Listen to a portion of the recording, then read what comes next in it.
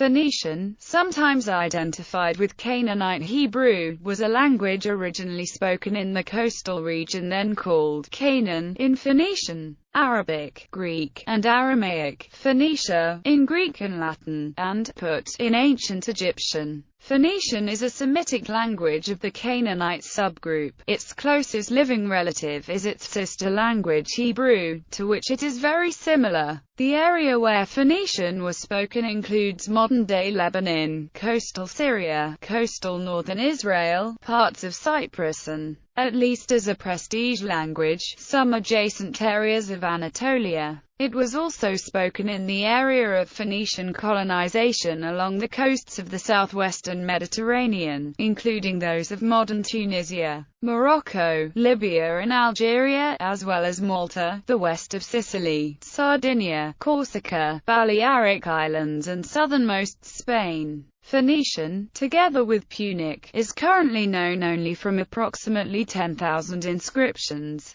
as well as occasional glosses in books written in other languages. Since the language was primarily written on papyrus and parchment rather than stone, Roman authors such as Sallust allude to some books written in Punic language, but none have survived except occasionally in translation or in snippets. The Scipi of Melkart, a bilingual inscription in ancient Greek and Carthaginian discovered in Malta in 1694, was the key which allowed French scholar Abbé Barthélemy to decipher and reconstruct the alphabet in 1758. Although as late as 1837 only 70 Phoenician inscriptions were known to scholars. Further, since a trade agreement made between Etruscans and a group of Phoenicians around 500 BC was found in 1964, more Etruscan has been deciphered. History. The Phoenicians were the first state-level society to make extensive use of the alphabet. The Phoenician alphabet is the oldest verified consonantal alphabet, or abjad. It has become conventional to refer to the script as Proto-Canaanite until the mid-11th century, when it is first attested on inscribed bronze arrowheads, and as Phoenician only after 1050 BC. The Phoenician phonetic alphabet is generally believed to be the ancestor of almost all modern alphabets. From a traditional linguistic perspective, Phoenician was a Canaanite lect. However, due to the very slight differences in language, and the insufficient records of the time, whether Phoenician formed a separate and united dialect, or was merely a superficially defined part of a broader language continuum, is unclear. Through their maritime trade, the Phoenicians spread the use of the alphabet to North Africa and Europe, where it was adopted by the Greeks, who later passed it on to the Etruscans, who in turn transmitted it to the Romans. In addition to their many inscriptions, the Phoenicians are believed to have left numerous other types of written sources, but most have not survived. The Phoenician and Carthaginian expansion spread the Phoenician language and its Punic dialect to the western Mediterranean for a time, but there too it died out, although it seems to have survived slightly longer than in Phoenicia itself, perhaps as late as the 5th century AD. Writing system. Phoenician was written with the Phoenician script, an abjad originating from the Proto-Canaanite script that also became the basis for the Greek and hence the Latin alphabets. The Western Mediterranean area form of the script gradually developed somewhat different and more cursive letter shapes. In the 3rd century BC, it also began to exhibit a tendency to mark the presence of vowels, especially final vowels, with an aleph or sometimes an ayin. Furthermore, around the time of the Second Punic War, an even more cursive form began to develop and it gave rise to a variety referred to as Neo-Punic, which existed alongside the more conservative form and became predominant sometime after the destruction of Carthage. Neo-Punic in turn tended to designate vowels with matra lectionis more frequently than the previous systems had and also began to systematically use different letters for different vowels, in the way explained in more detail below.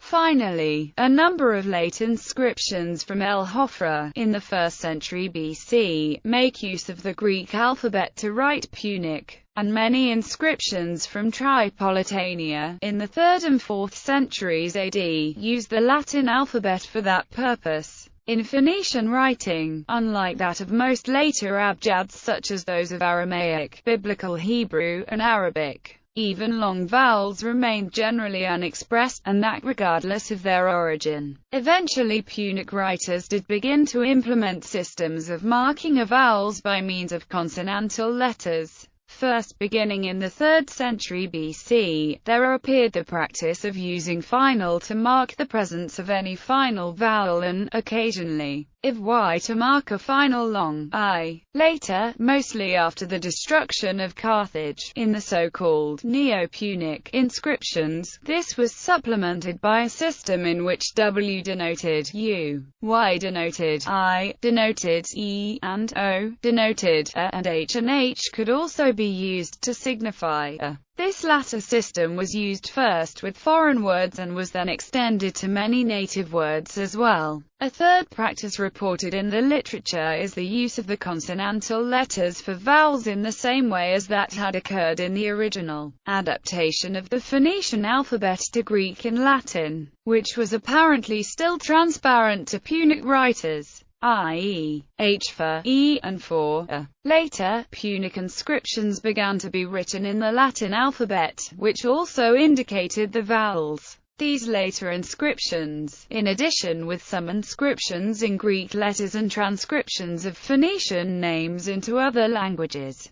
represent the main source for Phoenician vowels. Phonology. Consonants. The Phoenician orthography distinguishes the consonants conventionally transcribed as follows: the original value of the Proto-Semitic sibilants, and accordingly of their Phoenician counterparts, is disputed, with many scholars arguing that S was S, S was TS, Z was DZ, and S was TS, while others stick to the traditional sound values of S, Z, and S, as reflected in the transcription. The system reflected in the abjad above is the product of several merges, from Proto-Northwest Semitic to Canaanite. *S and *T have merged into *S, *D and *Z have merged into *Z, and *T, *S and *S have merged into *S. Next, from Canaanite to Phoenician, the sibilants *S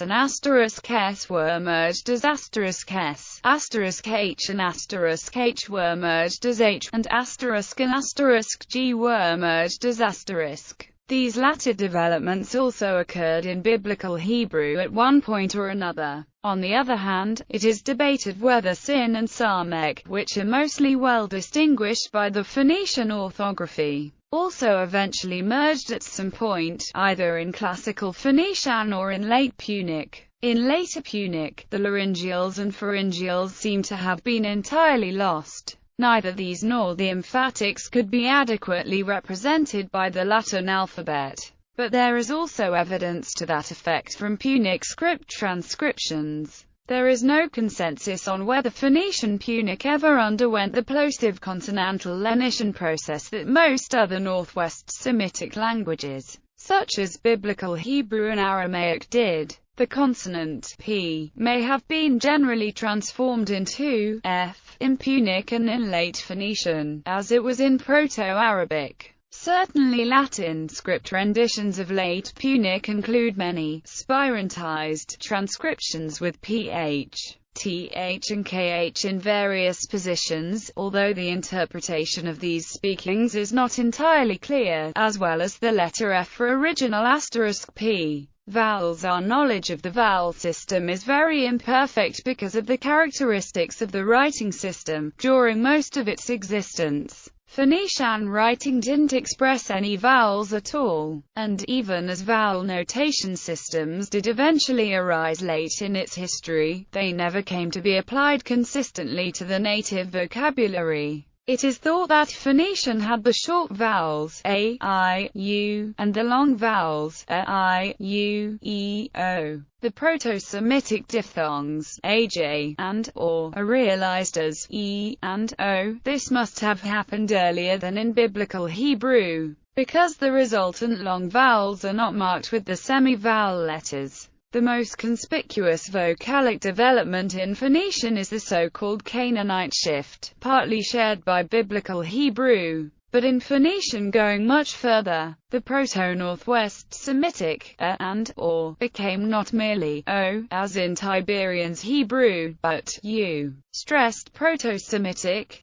which rendered Tiberian's Hebrew became o. The shift is proved by Latin and Greek transcriptions like "cross for head, cape, samo for he heard." Similarly, the word for eternity is known from Greek transcriptions to have been ulam, corresponding to Biblical Hebrew olam and Proto-Semitic alam. The letter Y used for words such as yours, which, and YTH in Greek and Latin alphabet inscriptions can be interpreted as denoting a reduced schwa vowel that occurred in pre-stressed syllables in verbs and two syllables before stress in nouns and adjectives, while other instances of Y as in chile and even chil for cull, all, in poenulus can be interpreted as a further stage in the vowel shift resulting in fronting and even subsequent delabialization of u and u. Short asterisk I in originally open syllables was lowered to e and was also lengthened if accented.